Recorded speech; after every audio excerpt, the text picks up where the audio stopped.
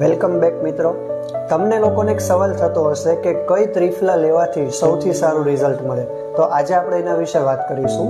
તો ઘણા બધા લોકોને સવાલ હોય છે કે ત્રિફલાનો ઉપયોગ કેવી રીતે કરવો અને કઈ રીતે બનાવવી.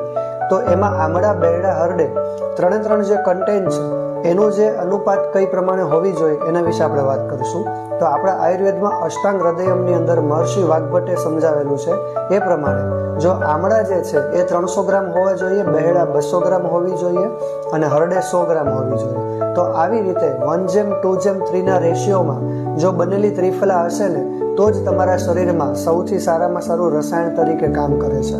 પણ મિત્રો, ઘણી બધી ત્રિફલાને આપણે માર્કેટમાંથી લઈ આવતા હોય એના તમે બોટલની પાછળ કન્ટેન્ટ વાંચશો તો તમને ખ્યાલ આવશે કે માત્ર 100 ગ્રામ 100 ગ્રામ 100 ગ્રામ મતલબ 1:1 ના રેશિયોમાં બનાવેલી ત્રિફલા બજારમાં વેચાય છે. તો એ ત્રિફલા તમારા બોડીમાં એટલી બધી ઇફેક્ટ કરી શકતી નથી અને આપણે ઘણા બધા વર્ષોથી પીતા હોય છતાં પણ એટલું બધું રિઝલ્ટ આપણને નથી મળતું. તો આગળની રીલમાં મેં તમને સમજાવ્યું એ પ્રમાણે જો પરફેક્ટ રિઝલ્ટ તમારે ત્રિફલાનું જોઈએ છે તો આપણે એક એવી ત્રિફલા બનાવેલી છે કે જેમાં 100 ગ્રામ 200 ગ્રામ અને 300 ગ્રામના રેશિયોમાં આપણે આ ત્રિફલાનું ઉત્પાદન કરેલું છે. અને આ જે ત્રિફલા છે બરોબર ટેબ્લેટ ફોર્મમાં આવે છે. આનો ઉપયોગ કઈ રીતે કરવો? જો તમે મલ્ટીવિટામિન તરીકે ઉપયોગ કરવા માંગો છો તો આ ત્રિફલાને દરરોજ સવારે 2 ટેબ્લેટ તમે લઈ શકો છો ખાલી પેટે.